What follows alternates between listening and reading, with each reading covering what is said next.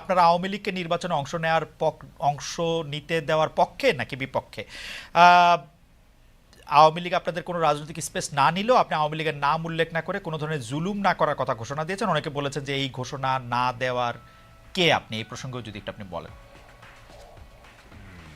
না, এই ঘোষণা দেওয়ার কে প্রশ্ন করেছে? জি, আসলে আমি আওয়ামী লীগের নাম নেই নাই, আর আওয়ামী লীগকেও আমি ইন্ডিকেট করি। শুধু আওয়ামী লীগ আমাদের উপরে জুলুম করে নাই, আরো অনেক পক্ষ আমাদের উপরে জুলুম করেছে। দল হিসাবে আমাদের উপরে যে জুলুমটা করা হয়েছে, যেমন ধরেন আমাদের নিবন্ধন কেড়ে নেওয়া হয়েছে, আমাদের প্রতীক কেড়ে নেওয়া হয়েছে, আমাদের অফিসগুলা সিলগালা করা হয়েছে, আমাদের শেষ পর্যন্ত তারা দিশাহারা হয়ে আমাদেরকে নিষিদ্ধ ঘোষণা করেছে। এই যে কাজগুলা দলের উপরে যে জুলুম করেছে, আমরা বলছি যে এটা প্রতিশোধ আমরা নেব। কারণ প্রতিশোধ প্রতিহিংসার জন্ম নেই, আর প্রতিশোধ যখনই নিতে যাব তখন আইন হাতে তুলে নেওয়া হয়। আমরা আইন হাতে তোলার নেওয়ার ব্যাপারে আমরা বিশ্বাসী না। কিন্তু সাথে সাথে এই কথাটা আমরা বলেছি যে ভিকটিম এবং ভিকটিম ফ্যামিলি যদি আইনের আশ্রয় নেয়, এটা তাদের রাইট, ন্যায় বিচার পাওয়া, তাহলে আমরা তাদেরকে সর্বাত্মক সহযোগিতা করবো। আমরা স্ট্যান্ড থেকে সরিনি, আমাদের স্ট্যান্ড আছে। এখানে আওয়ামী লীগের নামও নেওয়া হয়নি, আওয়ামী লীগকে ইন্ডিকেটও করা হয়নি। এটা ছিল একটা সামগ্রিক বক্তব্য। আমার এই বক্তব্যটাকে টুইস্ট করা হয়েছে যে জামাতের আমির আওয়ামী লীগকে ক্ষমা করে দিয়েছেন এবং সাধারণ ক্ষমা ঘোষণা করেছেন। প্রথমটা তো নাই, দ্বিতীয়টা করার আমি কে? একটা রাষ্ট্রে সাধারণ ঘোষণা করার একমাত্র ব্যক্তি হচ্ছেন রাষ্ট্রপ্রধান, যিনি অর্থাৎ প্রেসিডেন্ট। তিনি ছাড়া প্রধানমন্ত্রী এটা পারে না, আর কেউই পারে না। আমি কে এটা করার? আমার তো কোনো অধিকার নাই। বরঞ্চ আমরা বারবার বলে আসছি যে যাদের উপরে জুলুম হয়েছে, যারা ক্ষতিগ্রস্ত হয়েছে, নিহত আহত গুম হয়েছে, তার সম্পদ হারা হয়েছে, চাকরি হারা হয়েছে, তারা অবশ্যই মামলা করবে এবং তাদেরকে আমরা সঙ্গত সহযোগিতা করব। আচ্ছা, এইটি অবশ্য আমাদের একটি প্রশ্ন, কারণ হচ্ছে যে পত্রপত্রিকায় যেটি ছাপা হলো আওয়ামী লীগকে ক্ষমা করে দেওয়ার ঘোষণা জামায়াতের আমিরের, অনেকেই বলেছেন যে আপনি হয়তো খোলা মনে সাদা মনে সেই ক্ষমাটি ঘোষণা করতেই চেয়েছেন, কিন্তু পরে যখন আপনার দলের লোকেরা বা আপনি ফিরে গিয়ে চাপের মুখে সেটি আবার একটু বক্তব্য অন্যরকম করছেন। বিষয়টি কি ঠিক? মোটেই না, আমি মোটেই না। আমার বক্তব্য টুইস্ট করা হয়েছিল, সেটাকে আমি ক্লিয়ার করেছি। কোনো চাপও ছিল না আমার উপরে, এবং আমি এখানে কোনো হীনমন্যতায় ভুগিনি। আমি যা ভালো মনে করেছি, খোলা মনে সেটি বলেছি। আচ্ছা, আরেকটি প্রশ্ন আসতে চাই, সেটা হচ্ছে বৈষম্য বিরোধী যে ছাত্র আন্দোলনের যে রাজনৈতিক প্ল্যাটফর্ম, সেটি নিয়ে। আমি সরি, একটু আপনাকে ইন্টারাপ্ট করব। জি, আপনি বলেছিলেন যে আওয়ামী লীগ নির্বাচনে আসুক, তারা রাজনীতি করুক, এটা আমি চাই। জি, আগে আওয়ামী লীগকে ডিসিশন নিতে হবে তারা আসলেই রাজনীতি করবে কিনা, তারা আসলেই রাজনীতি চায় কিনা। কারণ তারা যখনই ক্ষমতায় গিয়েছে তখন তো তারা রাজনীতির বাইরে চলে গেছে। প্রথম পিরিয়ডে শেখ মুজিব সাহেব জীবিত থাকা অবস্থায় তো তিনি বহুদলীয় গণতন্ত্রকে একদম শেষ করে দিয়ে একদলীয় বাকশাল কায়েম করেছে। আওয়ামী লীগ যখনই ক্ষমতায় এসেছে সেই জিনিসটাই এস্টাবলিশ করার চেষ্টা করেছে। এবারও তারা কিন্তু সে পথেই হাঁটছিল, এবং তাদের নেতারা বলতেন যে আমরা বাকশালের চেতনা অন্তরে ধারণ করি। সাংঘাতিক কথা। বাকশালের চেতনা যদি ধারণ করেন তো আওয়ামী লীগের নামে রাজনীতি করেন কেন? তাহলে তো তাদের সাহস করে বাকশালের নামেই রাজনীতি করতেন, দেখতেন যে জনগণ তাদেরকে কিভাবে রিসিভ করে। সেটা তো তারা করেননি। এই জন্য আওয়ামী লীগ আদৌ রাজনীতি করবে নাকি ফ্যাসিজম করবে, আগে আওয়ামী লীগ ডিসিশন নেবে। আচ্ছা, এই প্রসঙ্গে আমি একটু জানতে চাই, 96 সালে যখন বিএনপির বিরুদ্ধে আপনারা তত্ত্বাবধায়ক সরকার কায়েম করার জন্য আন্দোলন করছিলেন, তখন কি আওয়ামী লীগের সাথে আপনারা জোটবদ্ধ হয়ে রাজনীতি করেছিলেন?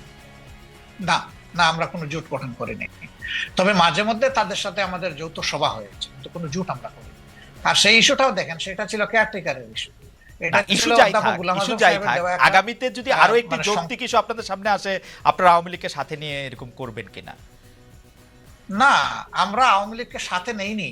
আওয়ামী লীগ আমাদের ইস্যুতে এসে পরে শরিক হয়েছে, এবং শরিক হইতে গিয়ে তারা আমাদের ইস্যু হাইজ্যাক করতে চাইলেন। স্বয়ং শেখ হাসিনা বলে ফেললেন যে এটা তার মানুষ, মানে তার ব্রেইনের প্রোডাক্ট, ব্রেইন চাইল্ড এই কেয়ারটেকার সরকার। মানুষ হাসলো এটা নিয়ে, যে এর 2 বছর আগে জামাতে ইসলামের পক্ষ থেকে Abbas Ali Khan on behalf of professor Golam Azam, তিনি কিন্তু এই কেয়ারটেকারের ফর্মুলা জাতির সামনে উত্থাপন করেছিলেন একটা জনসভার মাধ্যমে। আওয়ামী লীগ 2 বছর পরে এসে বলে যে এটা তাদের আবেগ। আমরা হাসলাম। তা আওয়ামী লীগের এইরকম ক্রেডিট হাইজ্যাক করার আরো বহু ইতিহাস আছে, সেটা বলতে গেলে অনেক সময় লাগে।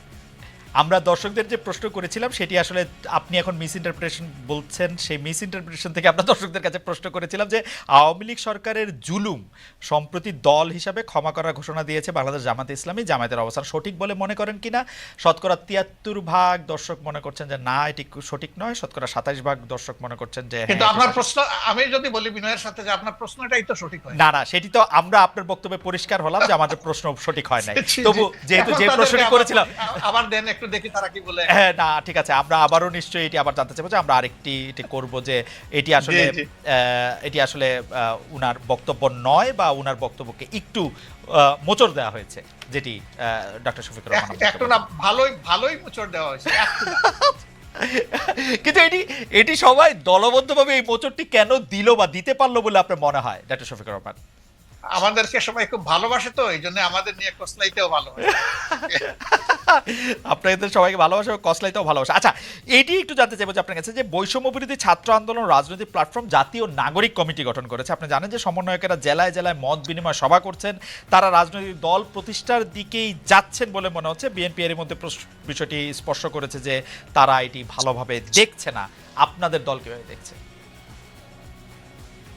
আসলে তারা এখনো বলে নাই যে তারা দল গঠন করবে। একবার বলেছিল 2 মাসের মাঝে একটা দল গঠন করবে, পরবর্তী পর্যায়ে তাদের সমন্বয়করা আবার বলেছে যে না, এরকম কোনো সিদ্ধান্ত আমরা নেই। আর নাগরিক কমিটি গঠনের ব্যাপারে তারা উদ্দেশ্য বলেছে যে আমরা এটা কোনো দল নয়, কোনো রাজনীতির প্ল্যাটফর্ম নয়, বরঞ্চ সরকারকে বিভিন্ন দিক থেকে আমরা একটা প্রেসার গ্রুপ হিসাবে কাজ করব, যাতে কোনো সরকার ডাইনিভাবে ডেভিয়েট হতে না পারে। তারা যদি এতটুকুতে থাকে তাইলে আমার কোনো মন্তব্য নাই। আপনি যদিও বলেছেন, কিন্তু আপনাকে পেলাম বলে প্রশ্ন করেই রাখি, বাংলাদেশের জাতীয় সঙ্গীত নিয়ে আপনার অবস্থান কি, বা আপনি কি মনে করেন, কি মনে করছেন থাকা উচিত? একেবারেই স্পষ্ট।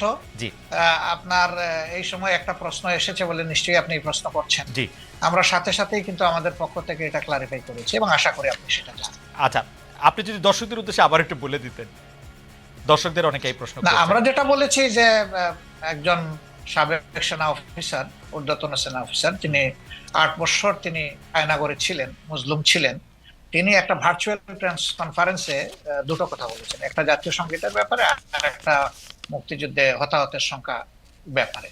তা আমরা বলেছি যে এটা তার বক্তব্য, আমাদের প্রতিনিধিত্ব নয়, এবং তিনি কোনো পর্যায়ে জামাতের সাথে সাংগঠনিকভাবে সম্পৃক্ত নন। তবে হ্যাঁ, তিনি আমাদের শ্রদ্ধার পাত্র এই অর্থে যে তিনি একজন মুসলিম মানুষ, এবং তার জুলুমটা করা হয়েছে সম্ভবত তার পিতা জামাত ইসলামের সাবেক আমির অধ্যাপক গোলাম আজম ছিলেন, সেই কারণে। এটা তো আমাদের জন্য ব্যথা এবং বেদনার কারণ। এটা আমি না শুধু, এটা গোটা জাতির অনেকেই তার ব্যাপারে সমবেতি বা করে, কিন্তু আমরা এটা পরিষ্কার করেছি যে তার বক্তব্য জামাত ইসলামের বক্তব্য নয়। ডক্টর শফিকুর রহমান, 2013 সালে গণজাগরণ মঞ্চ, পরে আবার তাদের বিপরীতে হেফাজত ইসলামী মাঠে নামে, শাপলা চত্বরে সরকারের পতনের আন্দোলন আওয়ামী লীগ সরকার কোনো মতে ঠেকায়। পরে আবার আওয়ামী লীগ সরকারের হেফাজতের মধ্যে এক ধরনের একটা বোঝাপড়া হয়, শেখ হাসিনা ইভেনচুয়ালি কওমি জননী উপাধি লাভ করেন।